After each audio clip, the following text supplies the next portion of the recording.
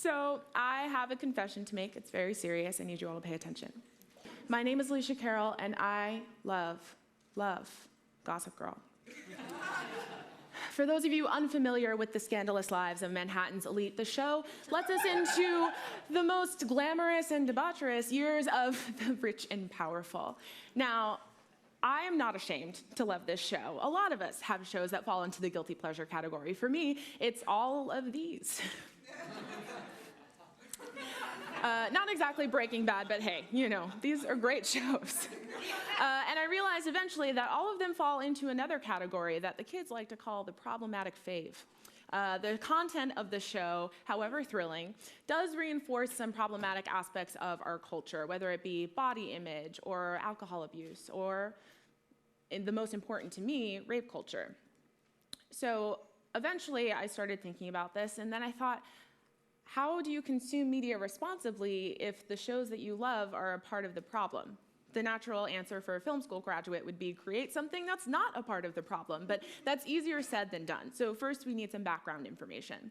Now on average, we spend a majority of our waking hours, 15 hours a day, consuming some sort of media. For me, that's mostly narrative content, a lot of narrative content. I actually took a Vulture quiz that told me I watch 173% more television than their average reader. Extreme, I know, but since we spend so much time together, television and I, like any other healthy relationship, we have to have an open dialogue for communication. You know, I've always been faithful to TV, but it doesn't always love me back. You know, we get into fights, we disagree, it's really stressful, but over time, we get better at it, and I'm the kind of girl that knows I can fix it, no matter how hard it resists, and things will get better.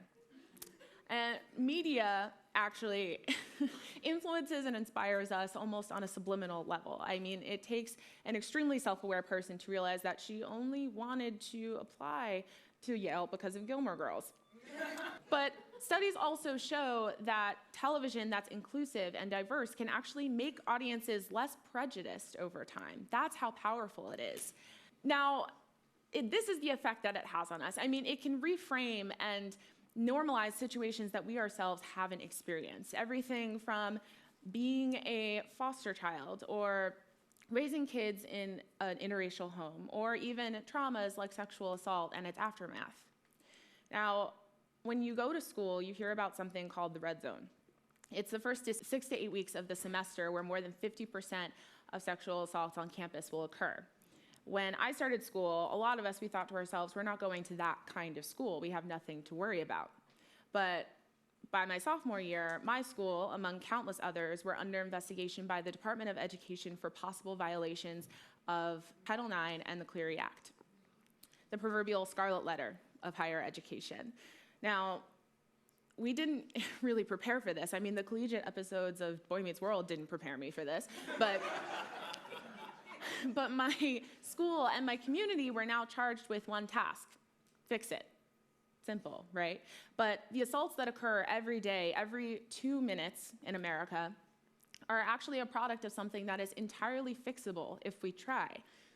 We're all connected by the culture that we engender for our nation. And frankly, the culture we've created so far sucks. So it's time for us to fix it. I mean, it's something that I've always thought about, but I never really had the words to describe or analyze. But now we call it rape culture. It's a continuum of threat and violence perceived by people, mostly women, that ranges from sexual remarks to touching to rape itself. Rape culture condones emotional and physical abuse against women and then presents it as the norm. Rape culture is when a girl takes a $30 Uber home when it's only a 15-minute walk, or pretending to be on the phone in CVS when she knows she's being followed, or knowing that it's safer to give a guy a fake number than turn him down. Rape culture is knowing that certain sentencing actually has more to do with how inconvenient jail seems to be for the perpetrator rather than justice for the survivor. Or when cases are determined based on how short her skirt was, or even if there is a conviction, refusing to believe our supposed heroes are flawed. Rape culture is knowing that by delivering this talk, I will most likely get harassed on the internet after it's posted. That ranges from insults to threats, and that's what's happened to almost every TED speaker on this subject to date. That is rape culture. It's engendered fear and assumed power. And all of the shows that I loved growing up actually have something in common. They taught me what rape culture is, but for a while they failed to teach me that it's possible to live in a world where it doesn't exist. All of schools on that list are not exempt from rape culture, and their policies didn't do enough to counteract its effects or support the very real and very human collateral damage it creates. So how do we fix it? We can make an earnest and radical effort towards consent culture, but fighting the patriarchy is a team sport. We have to fight on a political and legal level, but also a cultural and social level as well. Otherwise, nothing is going to actually change. Now, as a creator and a consumer, it's my job to figure out how to contribute to the solution rather than the problem. Somehow, while watching Gossip Girl, I had this epiphany. I realized that there is a way for my politics and my art to intersect.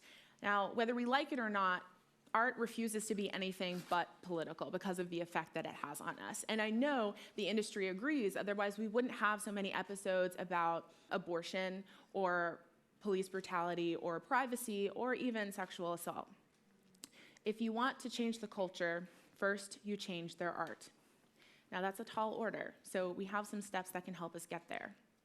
First, identify the ideal that you're striving towards. On both sides, creator and consumer, it's clearly defined consent. But what is consent? Let's see if television can help us out with this one. If you had said no, I would have stopped. Did I say yes? Because sex is like boxing. If both people didn't fully agree to participate, one of them is committing a crime. All of a sudden, things are getting heavy. She calls for a timeout. I've been there too. Now, you know that her mouth is saying no, but you're sure that there are parts of her saying yes, not to mention parts of you. What part do you listen to? Her mouth. And then you go outside, take a swim in an unheated pool. Seem a little easier to grasp now. Consent is verbal, it's mutual, it's affirmative, it's proactive, it's sober, it's continuous, it's non-coercive, and a slew of other things. And that may sound like a lot, but none of it really sounds all that difficult. But even though I think this set of rules are great, a lot of people don't follow them, or worse, they don't even know that they exist. And that is where we run into trouble. In order to stop these crimes from happening, we have to teach people not to commit them. And a big component of that is accurately reflecting the reality of the crime in the media that we consume.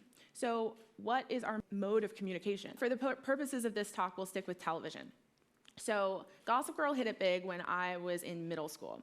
It took me years, but eventually I realized that there are 2 sexual assaults in the pilot episode, perpetrated by one individual, a self-destructive trust fund baby with daddy issues, and his only consequence is a punch in the face. But eventually, you learn to sympathize and love this character. He goes from sleazy stepbrother to slightly less sleazy romantic interest in only a matter of episodes, and then eventually becomes one of the heroes of the entire series. The more we paint deviant, aggressive, and dangerous sexual behavior as inconsequential and its perpetrators as heroes, the more unlearning is going to have to occur to convince people that that's not how a human should act. And that unlearning doesn't happen because this isn't a topic that people discuss nearly enough. So the next step for consumers is just that, discussion. Critics write about it. Consumers and fans tweet about it, blog about it, do whatever you want. Just have the discussion. Make space for these forums to occur. Now, not everybody advocates for sex ed, I get that, but sex ed on TV definitely doesn't advocate abstinence and sometimes not even protection. So it's important for these conversations to start early and happen often, or TV will do the work for you.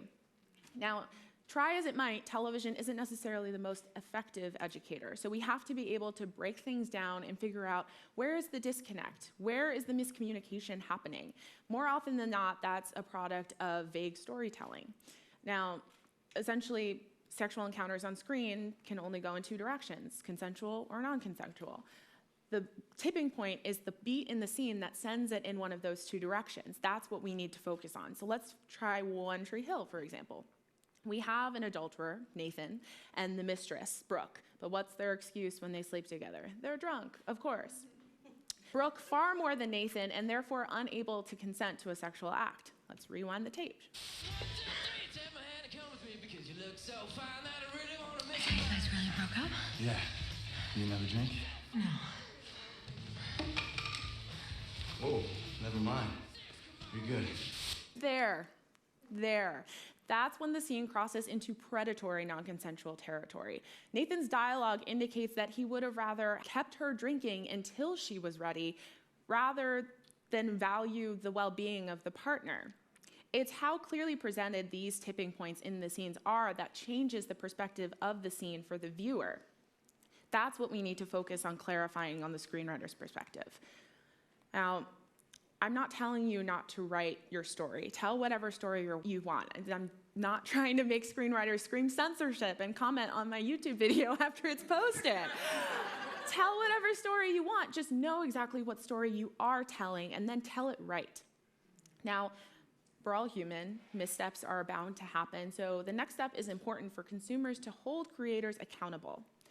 Now, sexual encounters on screen can have blurred lines, or the lines can be crystal clear. But if something crosses the line for you, if you see damaging cultural norms being reinforced on screen, if you see abusive behavior being justified as romantic, don't think that you don't have power in that. For the first time, we have a direct line of communication to the creators of a show.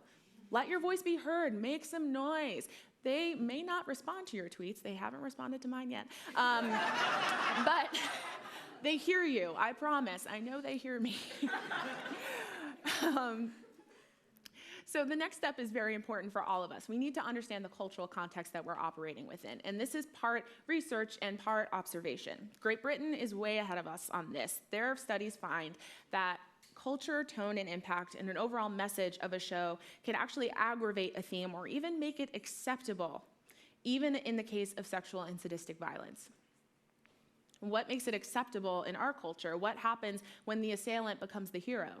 What happens when their friends cheer them on and congratulate them on their conquests? In order to destroy damaging cultural norms, we have to look to the behaviorists. It's about positive and negative reinforcement with social capital, associating negative behaviors with loss of status and positive behaviors with gain. You have to get to them somehow. This is how people understand things nowadays. Now, we live in an upside-down world where these behaviors are reinforced. They're rewarded. They're given what Thomas Macaulay Miller calls social license to operate, downplaying and denying their crimes and making them believe that there are no real consequences to their actions, which historically there isn't. Take our two examples. Chuck didn't lose anything. Neither did Nate in the long run. They both got the girl, got to graduate, go pro, build a business empire. Nothing happened for them. And sometimes that is what happens. That is a reality we live in, unfortunately. But social license to operate can come in many forms off screen. I mean, it's laughing at a rape joke that victimizes the survivor. It's letting damaging comments go unaddressed. It's failure to practice bystander intervention. Those are all things that we can control. And a creator side, it's embedding non-consensual acts into stories that aren't assault narratives. These are easy things to fix. Or buying stuff like this. I mean, honestly, don't even get me started. But these are easy things to fix. I mean, on a creator level, it can be changing a few action lines or even one piece of dialogue in a scene, as evidenced by a recent episode of Jane the Virgin. For consumers, it's as simple as one uncomfortable but effective conversation, discourse. That's where this starts. So where do we go from here? Creators, we need to remember that what we do helps us understand who we are and how we live our lives. We create culture. We invoke an emotion and passion. What we do is a political act, and it's among the most powerful political acts possible because colonization went digital years ago. Our country's greatest export is our culture. But dedicating your life to that is amazing. But social responsibility doesn't have to begin and end on a corporate level. It can extend to its programming, to its artists, to its contractors. And in the end, it'll be worth it. Which brings me to our last point. Exert your power, all of you. That's how things are going to change. We have research telling us that our fiction affects our reality. And to me, that makes me feel omnipotent. You're telling me that I can create an entire generation of non-garbage humans by making good television? By taking into account by taking into account the full reality of people's experiences, by doing my research. That's the best news I've heard all month, and we need it now more than ever. Consumers, remember that media, more or less, is a democracy. Your power is immense. You have economic and political power. Choosing to tune in is a political and an economic choice. Don't think that you don't have power in what goes on screen, because you do. They're afraid of you. They listen. And it's important to remember that the burden of education is on all of us. It's up to us to change the rhetoric around sexual violence. So don't let what happens on screen go unchecked. Talk about it. Separate fact from fiction when you can, and make sure that art imitates life and not the other way around. When I was in school, I told one of my professors, in the back of my head, I always thought I would go into social justice because I love politics so much. And he just laughed and said, "You did." So what are your politics and what is your art? When charged with writing my creative mission statement, I chose to also make it a political one. And you can too. If you do, you can use this set of questions to help you focus and communicate your politics through your work. I hope that you do, because we can finally create the world that we want to live in. A world that'll keep me on the edge of my seat and make me tune in week to week at 9 p.m. sharp. I imagine a world without rape culture. Now that is a television series I'd like to see renewed. Thank you.